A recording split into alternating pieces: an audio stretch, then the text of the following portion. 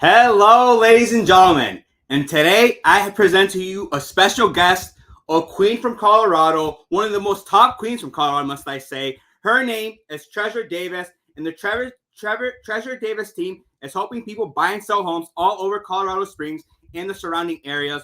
Whether you're looking to sell your condo or purchase a family house near good schools, the Treasure Davis team can offer expertise, professional services with an innovative online approach. Their team of experienced full-time real estate agents are ready to walk you through the process of buying the perfect home or selling your existing house for the best possible price in the shortest amount of time.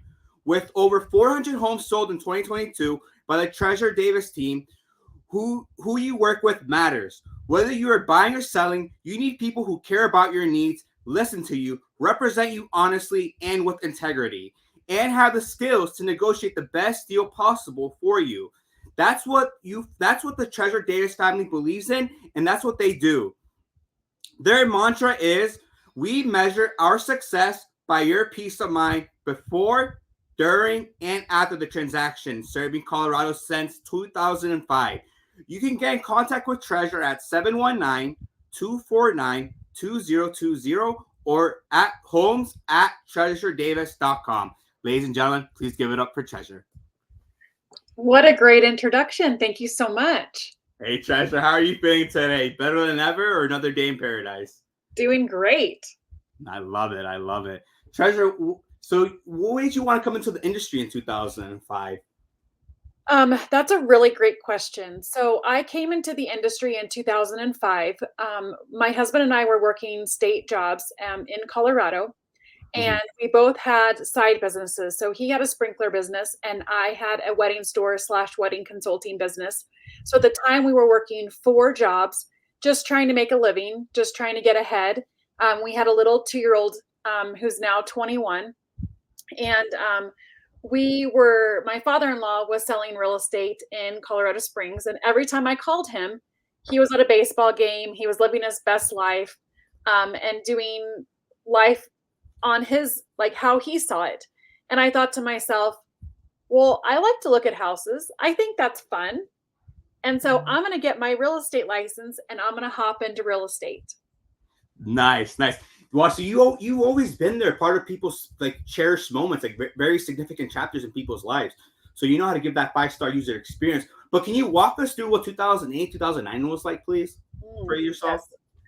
So going back to a little bit about my story, it sounds like it was all great, right? Like I got into real estate because I wanted to sell houses and because it was fun. Let me tell you, I quickly fell flat on my face. And even though I'm native to Colorado Springs, I did not have a sphere. I did not have a book of business. I did not have anything to walk into. My father-in-law quickly realized afterwards that he was making a lot of money in network marketing. And so he decided to actually get out of real estate, move to Reno, and we were there with a stated income loan, no jobs, no state jobs. We couldn't go back to our jobs, and a 2-year-old, and we had left everything behind. So it became a quick story of how do we go from zero to not losing our homes, and what does that look like? So for us, it was very kind of rewarding of what we went through, and also very challenging. And so I would say that's my journey. So when you say like 2008, 2009, my journey through the struggles of 2008 and 2009 actually started in 2005. And they lasted all the way through, I would say, 2010, 2011, because I had a lot of challenges that happened during that time. So first, when I got into real estate, I didn't have a sphere. I didn't have a book of business. I didn't know how to generate leads. I was new to the industry. And so I literally went to my broker and I was like, tell me step by step what I need to do and I'll do it. And it involved a lot of hustle and grit.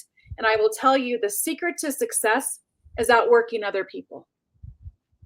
I will outwork you any day of the week. And the other piece of that is that if somebody comes along with a name and they're looking to buy or sell, I'm actually going to meet them where they're at and not on the time frame that I think they should be at. Not everybody can buy in 3 months. Not everybody can buy in 6 months. Some people don't even know the first step to get started to sell or buy at all. Maybe it's 2 years, maybe it's 4 years. Maybe they don't even know that they can have this dream of owning a home. So how do you actually meet people where they're at versus having commission breath and expecting people to, like, a lot of times realtors are like, "Oh my gosh, they ghosted me." It was never about you. It was never about you. It's a great mentality to look at it. Yeah. No, that's spectacular. You know, you Oh, really I'm a little spicy today. So 2005, my struggle started 2005, really hustling.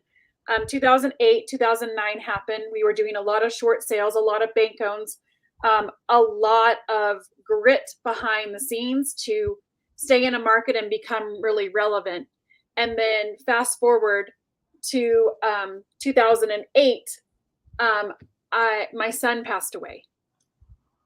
And so my team and my community that I had built came alongside of me to really support me and to love me in a time where I didn't know if I wanted to sell real estate. I didn't know what I wanted to do.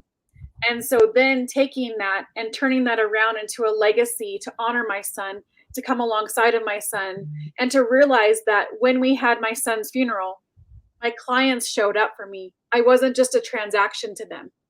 They showed up to love me and support me. And literally to this day, 20 years, February will be 20 years in real estate. And I literally still talk to my very first client. that's And she bought a $78,000 townhome. And it didn't matter because she trusted me. She respected me.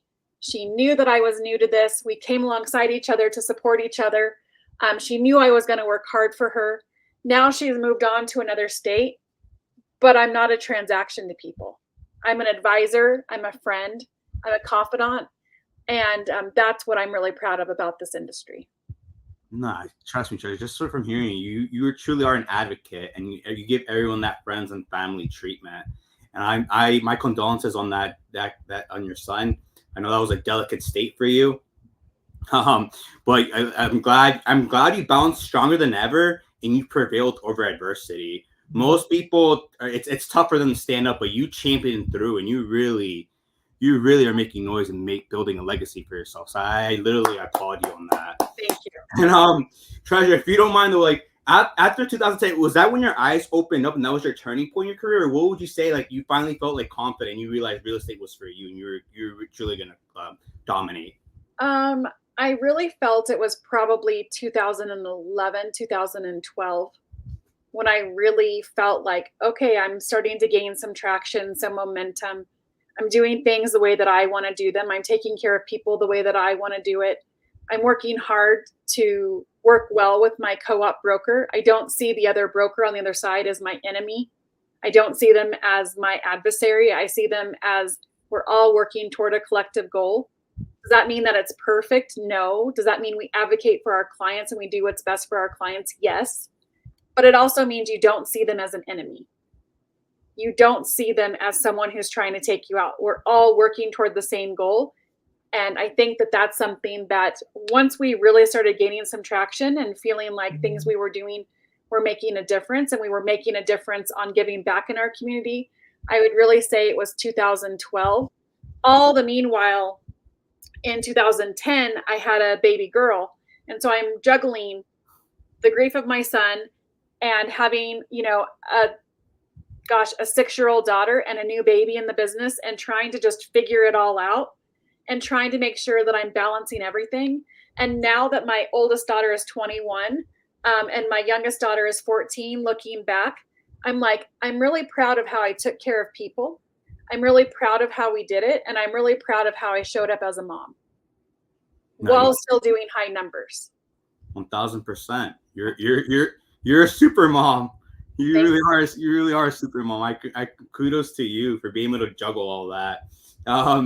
What's the most misunderstood thing about you, your industry, and your work, would you say? The most misunderstood thing about me, I think that's a very interesting question, is that people think that they actually know me when they don't know me, right? Like, I'm very introverted, and you wouldn't think that about me. You think that I'm very outgoing and a people person, but I'm actually really not. So when I walk into a room and I'm quiet, sometimes people mistake that for like me being cocky or me thinking I'm better than. And it's like, no, I'm just actually really shy. And I want to like get the lay of the land before I figure out like where do I fit in and where do I belong. And so I think are you the same? Yeah. Yeah. Just And I think a sort of lot of just have to observe. Yeah. And I think a lot of people have that misconception about people, right? And their buckets get filled up by being around other people. And my bucket gets filled actually on the opposite of like having alone time and having time to reflect and be self aware. And then, yeah, which isn't always easy. That's really hard. No, not at all. You have to, that's a skill. Self-awareness is a skill. The fact that you come to the point where you can reverse engineer things. Like you know this is your output, and you know this is the inputs you need to achieve your output. No, so you're very clever, Treasure. You're very clever, I would say. Thank you. And then the next thing was about the industry. Mm-hmm. Yeah. I think a big misconception about the industry. First of all, I think a big misconception that consumers don't know is that as real estate professionals, we actually wake up unemployed every day. We have to go out and find business. We have to find people that are looking for us to buy and sell property. And we actually don't get paid until that transaction closes. So we're showing houses for countless hours. We're doing contracts. We're negotiating every piece of it. And sometimes I feel like consumers think finding the house is the easiest part of the transaction. And I tell people that's actually the fun part of the transaction. What you're hiring me for is the minute I start putting pen to paper, right? For lack of better words, like typing it out. You're really paying for that expertise. And so every single day we're interviewing. And we're interviewing for people to look to hire us and to want to work with us. And so I think that's a big misconception that maybe consumers have is how realtors get compensated. A lot of people don't think about that. They don't think about like them working a 9-to-5 job and someone coming to them and saying, thank you so much for all that hard work you put in this month. We would like to request that you give us back $1,000 of that hard work this month, just because we think it would be better over here. In what industry does that happen? Do you ever go to your doctor and say, thank you so much for that hard work you did? We would like to have some of that money compensated back to you. Like when you look at us as professionals, when you're buying a home or selling a home, you do that very few times in your life. When you have to go to court, hopefully you do that very few times in your life, right? Where you have something legally that you need to have an attorney for. When you go to have an attorney for an issue, you don't go find the cheapest attorney you can find. You don't want to go to court with the cheapest attorney you can find. You want to go to court with the best attorney you can find. When you need to have a surgery, or when you have a medical scare, when you have something like that, when you're paying your taxes, you don't want to go to the cheapest person you can find. You want to go to the person that's going to do the best job for you and take care of you because you don't do this every day, right? And I think that as realtors, a misconception that we have of each other is looking at each other like we're competition. We're not each other's competition because who you are and who I am are our individual superpowers. The way we do things is primarily the same, right? There's nuances of things that we do, but there's really no hidden secrets to it. People are going to choose to work with you because of how you show up for them and based off your personality and how it matches with them. That's why they're going to choose to work with you. So when I don't, and this has taken me 20 years, right? Mm-hmm. So when I don't get a listing or when a buyer chooses to work with someone else, I always want to learn what could I have done different? And I ask them. And sometimes I don't want to hear the answer, but yet I do want to learn the answer because then I can get better, right? And so I ask them, what led you to that decision? And then from there, I can make alterations. But when it doesn't work out, it's not the other realtor that's the enemy. It's myself, and the way that I showed up didn't match on par with what they were looking for. And that's an opportunity for me to get better. No, that comes back to self-awareness. A lot of people just stay in their bad habits, but you're continuing to improve. Like you never stop learning. You're still, even though you're like Look her up. She's number one large team in Real Trends, and yet she still is a sponge, still learning, still honing her craft, which is amazing. Like, you really are a student of the game, I would say. If you could change one thing about the industry, what would it be and why? So if I could change anything about the industry, I would change the requirements to become a realtor. It should be harder to be a realtor than dealing with people's biggest financial investments than it should be to be an esthetician. They have more schooling and more training that they need to do. And I'm not making less of their profession and their career. Like, they take it very seriously. I think we need to change the same requirements, and we need to have a mentorship in order for people to just hop in and handle people's money. Because if you mishandle people's money, it can literally cost them at the closing table and nothing can be done. So I think we need to change the requirements of our industry and the mentorship of our industry to make sure that people are coming in with the right intentions and the right mindset, and they come into it knowing what to fully expect.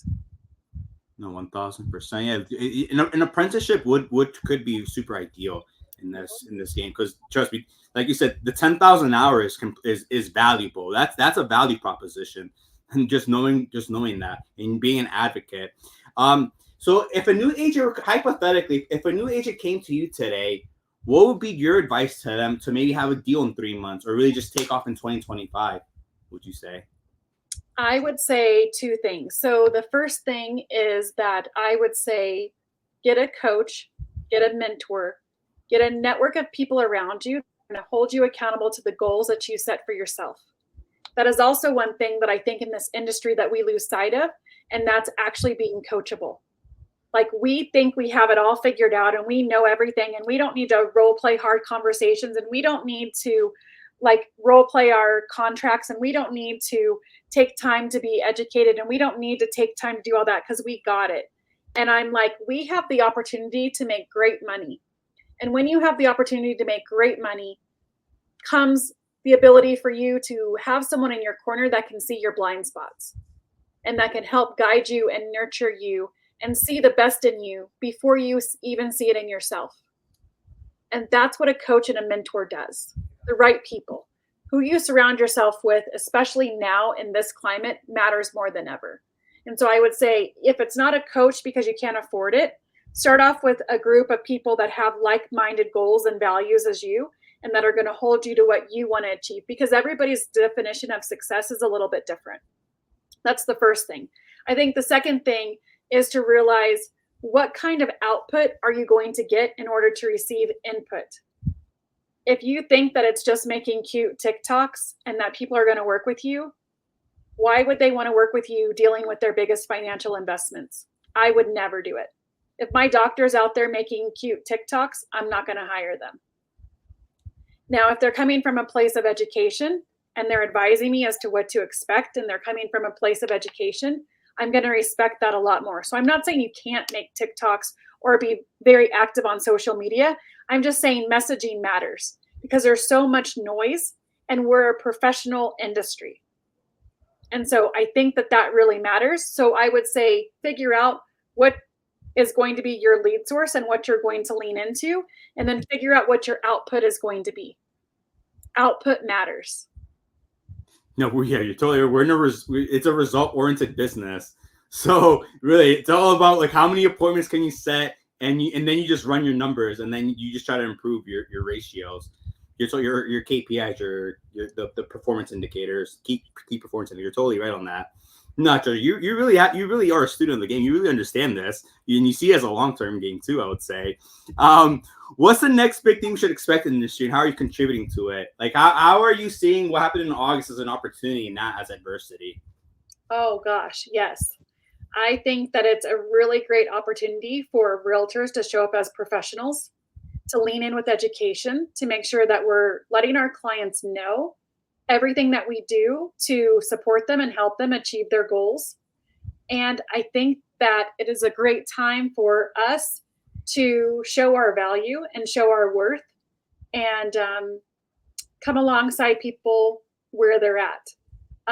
For us, it was a lot of noise and kind of the unknowing. And now that it's here, a lot of the things that the lawsuit was based on, we were already doing them anyway, especially in Colorado.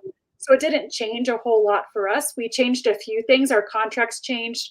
But we've always had disclosures. We've always done that up front. We've always been making sure that people understand what they're doing. So for us, there were little tweaks that were made.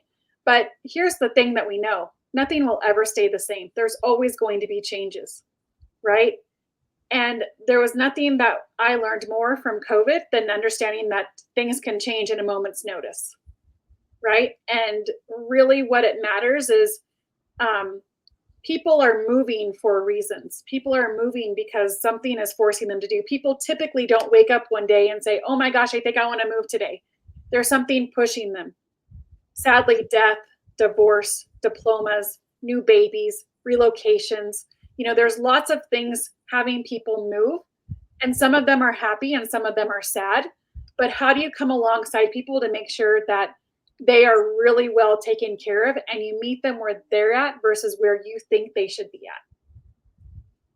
No, you bring up a really good point. Yeah, you really put yourself in the consumer's perspective and not yourself, which I appreciate that. You tell you what's happening now is just, and it's more of an intangible skill set. Like how you an intangible skill set, you can't even really measure it. It's whether you got it or you don't. But yeah, if you can provide that value proposition, that really is going to take it to the next leap. And then, how you don't have to answer this, Treasure, but how do you handle criticism or negative feedback about your work if it's ever occurred? How do I handle negative feedback with what? I'm sorry. Or criticism. I think you touched on it. You always seek like how can you improve, correct? I will tell you, from clients, buyers, and sellers, it's coming from a place of seeking to always do better and realizing that there's always a lot to learn. No one knows everything. And the quicker that we learn to kind of check our egos and make it not about us, then the further we're going to get as an industry as a whole. So I think that's really important. I just think that there's so much for us to collaborate with as an industry and come alongside of each other to support each other, instead of trying to beat each other down, and instead of looking at someone's numbers. Like, sometimes people will come up to me and say, oh my gosh, like, you're our competition. And I'm like, that's so, like, I appreciate it. I understand it. I'm not knocking it, but there's so much more to, like, I compete against myself every single day, right? Like, I'm just trying to get 1% better every single day, knowing that I'll never be perfect. I'm so far from perfect, it's not even funny, but that is our competition.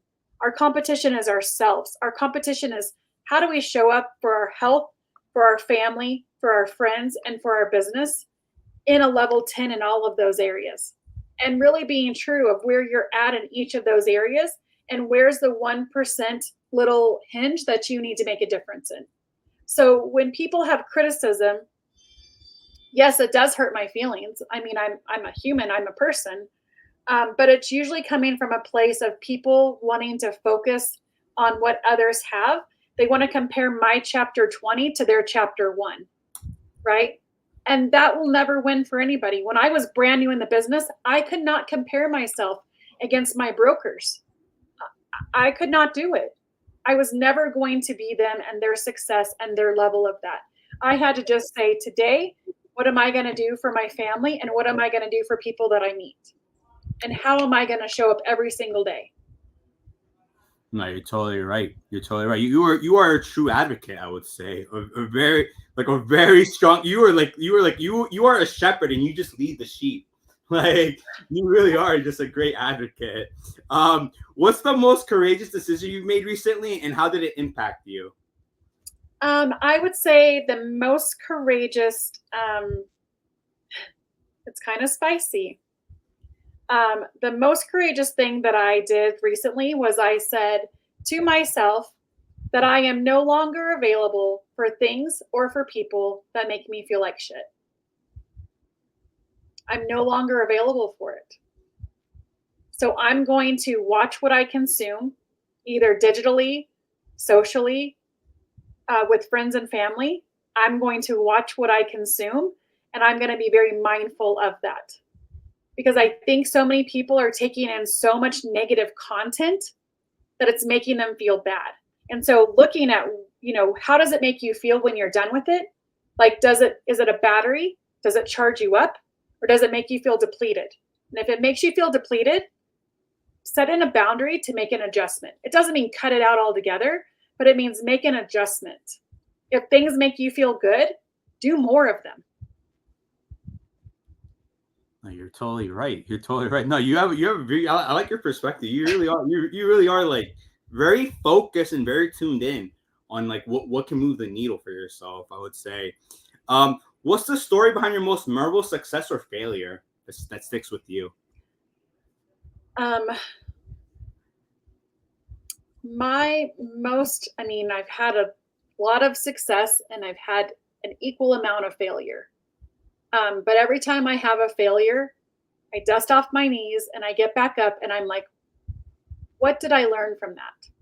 And when I have a win, no matter how small of a win, how do I celebrate that? How do I celebrate that, to other people, they're like, well, I only do luxury clients. I only work with this price point, right? Good for them. That's great. I want to meet people where they're at. And sometimes it's a high price point and sometimes it's a low price point. But I will tell you that getting someone into a home that didn't think they could ever qualify for a home and having them close and realize that they're going to have stability in their lives and they could literally be changing the trajectory of their entire family is one of the most rewarding things that you can ever do in your life. And I would say that one of my biggest failures has all stemmed from ego. Failures stem from ego. So many of us are focused on making this about us, making this about my numbers, my transactions, my photo on signs, which I have an opinion about,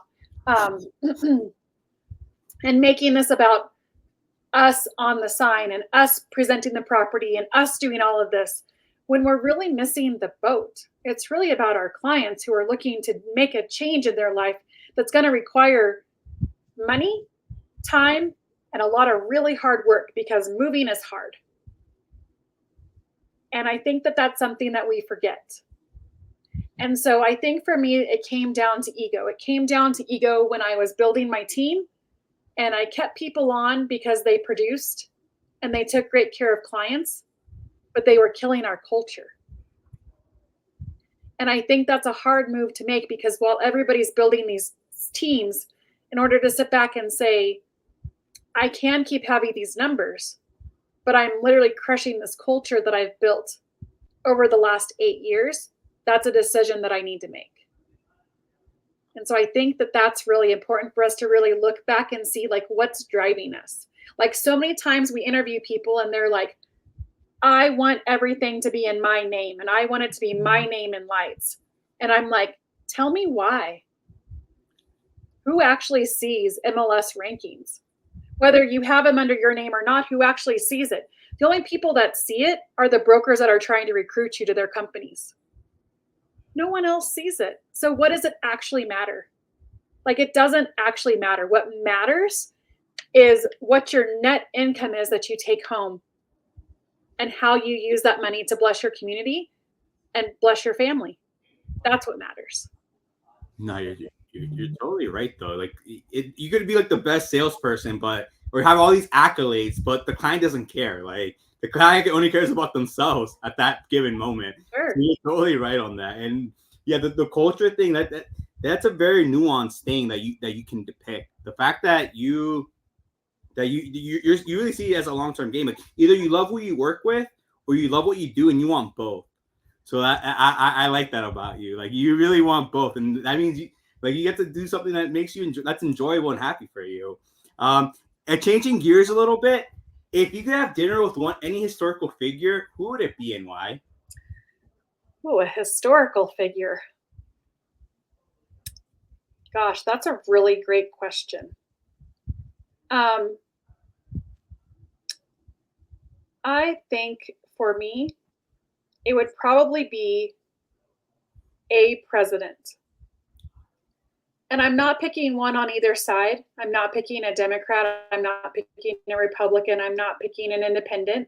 I'm not picking anything like that. I would just really love to know about what made them want to get into politics, how they stayed true to themselves, and really why they got into it and why they decided to have that level of sacrifice for our country.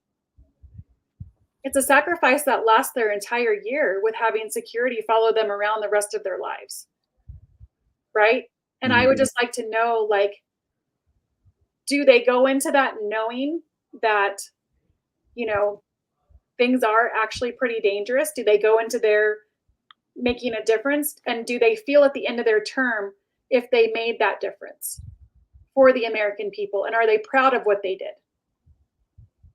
And so it doesn't matter which president it would be. I would just love to know from a former president those questions. No, those would be great insights, Treasure. Those would be great insights.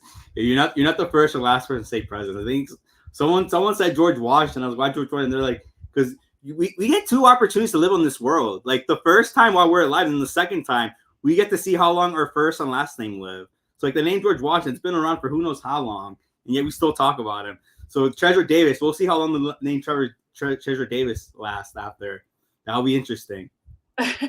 Who or what inspires or influences you the most in your work, would you say? I would probably say who influences me the most in my work.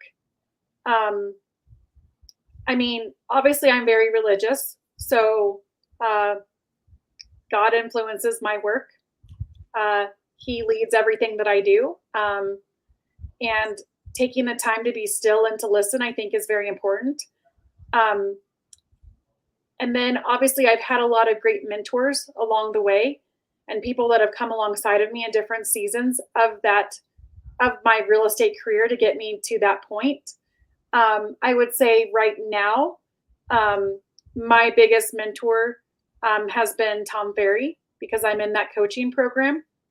And he's a very dear, dear friend of mine. And I'm very thankful for that. And I'm very grateful for his leadership.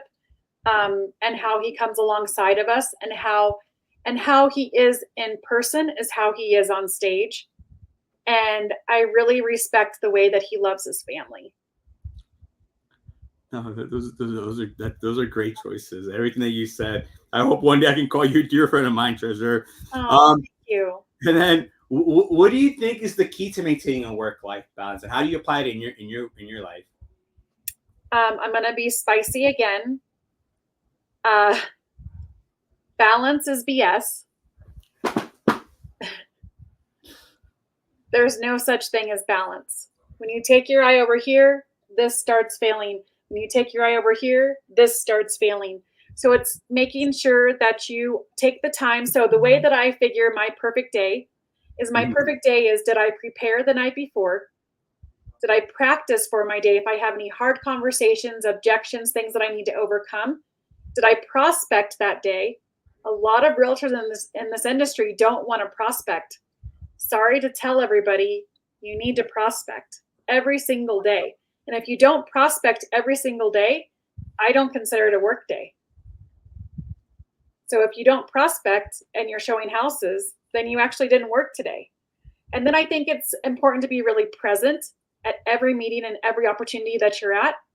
And then I think at the end of the day, it's really important to reflect on your day, to figure out what was your win, what could you have done better, and how are you preparing to be better the next day? And is it perfect? No. Do I want to do it every day? No. Do I do it every day? No. But the intentionality is there, right? And it's the grace to say, I'll give myself one day, but I'm not giving myself 2 days. I can have one, but never two. And so I think that that's really important. And I think that's something that a lot of people can look at. No, you're totally right. You're totally right. And let's see here. Oh, what's the biggest challenge of being in your role though? You running a team. Like, what's the biggest challenge of you juggling all that? Would you say? I think the biggest challenge with that is twofold. And I'm not speaking about like my current team now. I'm just saying one of the challenges is that people that are on teams feel that with the compensation split of whatever that may be, that that team leader is making exactly that money, right? Just like consumers think that when we get a compensation check, that all of that money is ours. It's not ours. We have to pay taxes. We have to pay our brokerage. We have expenses. We have staff. We have all of this stuff. And so I think that when people are on a team looking at it as the compensation that you're providing to the team and to the company, you're an investor. You're an investor into the technology. You're an investor into the systems. You're an investor into the processes. You're an investor into the people. And that's what your money is going toward. Right? And so if you look at the profitability of a lot of teams, that's why a lot of teams are still, they have other side things going, or the team lead is still in production, because that's where they get their compensation, their profitability from to run their own households. So I think that's probably a big misconception that people have about teams. I think the other thing is that as teams, I don't think that we set the right expectations of what we need to be providing to the team. And I think it's a struggle to meet people where they're at because everybody's so different.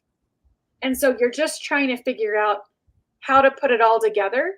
And that's why I say like balance is BS, because like sometimes it's going to be better. Sometimes that's why everything matters by how you block it, how you time block it.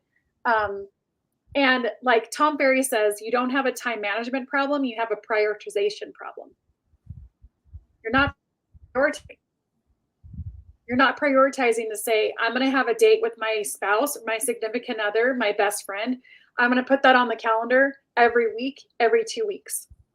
I'm going to take a minute today to tell 5 people how I feel about them. And just tell them I love them, even if it's in a quick text. Because what you focus on expands. No, you're totally right. Those little things do add up, though. Like they compound over time, and like sure. So like the universe is listening to you.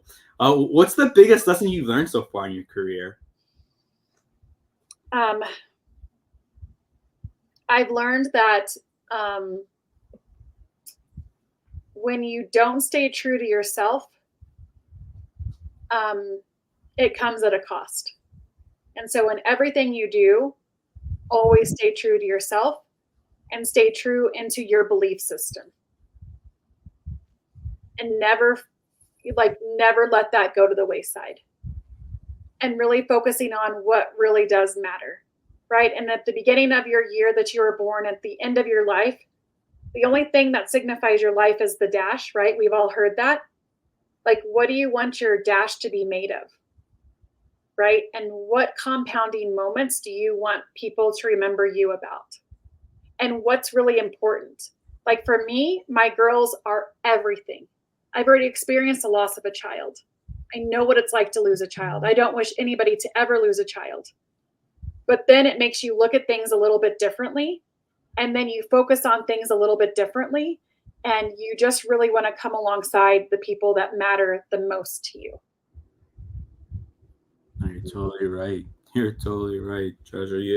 You are a champion. I would say that you truly are a champion. Thank you. And although you're already at the top, but like, what are your goals with your team for these next 5 to 10 years? Like, what are your goals for these next 5 to 10 years? Because you're already number 1 on Real Trends. So like, what's next for you, Treasure?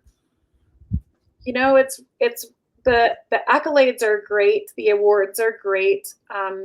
It just goes into, you know, the numbers are great. What I'm really the most proud of is over 900 5-star Google reviews that came from our clients. The way our clients use us time and time again. Like I have clients that I've worked with that were going on, like we're counting transactions on 2 hands over the years. I'm proud of that, right? And so for me, it's doing what I love, with those I love, for those I love, and really staying true to that. No, I commend you. I hope you manifest. I hope you continue to manifest. Yes. Every day. Even when I feel like, like the other day, Tom Ferry was like, something happened and, you feel like you get punched in the face. I'm like, sometimes it's the face, sometimes it's the throat, sometimes I've been sucker punched.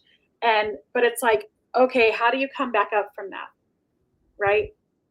And who do you surround yourself with that's going to, like, have you all seen that basketball meme where the guy misses a shot and his head is down and his friend comes along and lifts his head up?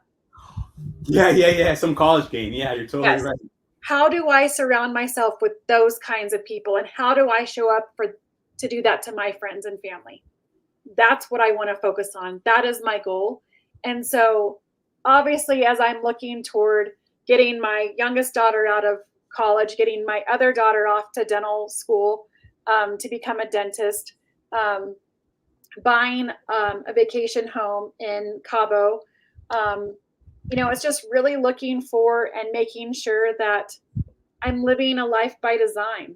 I'm living a life that's intentional for what is based on our family and what's important to us. Um, and surrounding myself with people that make me feel better and that bring joy to my life, and we can have hard conversations and show up well for each other versus people that leave when it gets tough. No, you're totally right. You're totally right. That's you are a light to people's lives. You really see the glass half full. You really you're really uplifting and just try to brighten people's lives, and I commend you on that.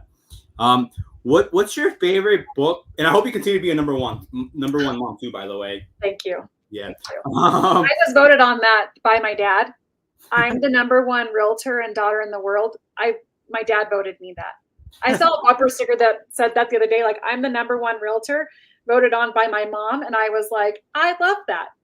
I'm the number one realtor and the number one daughter voted on by my dad. That's amazing. Hopefully, yeah, bring out the champagne, bring out the confetti. I hope it always stays like that. What's your favorite book, podcast, or article that's had a significant impact on your life or your work? Gosh, I have been consuming so much great content lately. Um, I think that one of the best things that um, there's been so much. So there's a book by my pastor, Craig Groeschel, that's called Think Ahead. I think that that's a really great book. There's also another book called The View from the Rocking Chair. That's a really great book. And right now I'm reading a book by Kendra Scott that's called Born to Shine. So I always read kind of two books at the same time. The other book that I'm reading is called The Messy Truth, and it's by the founder of Dry Bar and kind of her journey of success and failures along the way. And I love reading books written by female, strong entrepreneurs that really are motivational, that really show like the grit of what it takes to stand out in such a noisy world and still be true to their families. So I'm consuming so much content because I'm not watching TV. I love the Founders podcast. I love anything Tom Ferry. I also listen to the Leadership podcast by Craig Groeschel. I have a whole list of things that I listen to on day to day. Sometimes are things when I want to unwind, and some things are there for when I want to, amp things up. It just depends on where I'm at in my day. No, it makes total sense. No, you truly are knowledgeable, and you can even though you're like super knowledgeable, you continue to seek knowledge, which is like very impressive. Like you just continuously, like, it's gonna compound for you. Like, kudos to you again. Ladies and gentlemen, pick up everything that she said. Pick it up. Literally, you want to be successful. What's one piece of advice you wish you had received early in your career? What would you say? One piece of advice that I wish that I had received earlier is that we need to run our business like a business. We need to be having a P&L. We need to be having a budget.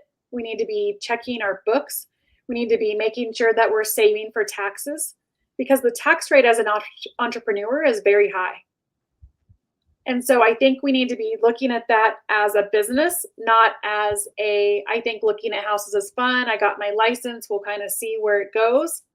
I think looking at it and building an actual business plan like you would to get any kind of SBA loan is very important. And so I wish I had done that sooner. Um, my husband is very financially frugal, so that piece worked out for us. But I think I wish I would have taken the time to understand it a little bit more and a little bit sooner. Yeah, of course. Yeah, I mean, yeah, totally right. Just if have you ever been like driving or watching TV or like on your phone and be like, maybe if I wasn't rich, I'd be doing this. What would be another dream career that you would like to have done if it wasn't real estate? So I actually got my nursing degree. And so I was going to be a nurse, and then I decided that nursing wasn't for me. God bless the nurses. They work really hard. And I decided that that career wasn't for me. Working in a teaching hospital is very different than working in, a regular facility. And then I went to work for a dental office, and I loved that. So I think that I probably would have been something in the medical field, either like in the medical field or in the dental field, like a doctor or a dentist or something like that. So it's pretty remarkable to have watched my daughter do her own journey of what she wanted to accomplish with her biology degree and decide to go into dental. Because the world is her oyster. She could have done anything. And so it's pretty fun to watch her do that. And I did for what has to show, where her dreams and goals take her. And I'm pretty excited about that. Like that's been one of the best things about having a team as well, has been watching my team achieve their goals. It's so rewarding for me. No, I believe it. You're helping families with their leaving generational wealth for generations to come, and then you're hoping human beings change the whole trajectories of life. You are positive for society. I would say super positive for society. So continue what you're doing, Treasure. And I got two more questions for you. So when I'm really old, I'm actually going to rewatch this. Like when I'm talking like 80 years old. So what's a timeless piece of advice you can leave with me that can make me smile, or a good cliche or something I can look back at? Thank you for. I would say I would read the book Die with Zero. And I would look at the book Die with Zero and the view from the rocking chair. And I would make sure that while you're young, you're focused on the things that are important, right? And you're looking at who do you want surrounding you on your last days and your last moments? And what do you feel is your legacy to leave?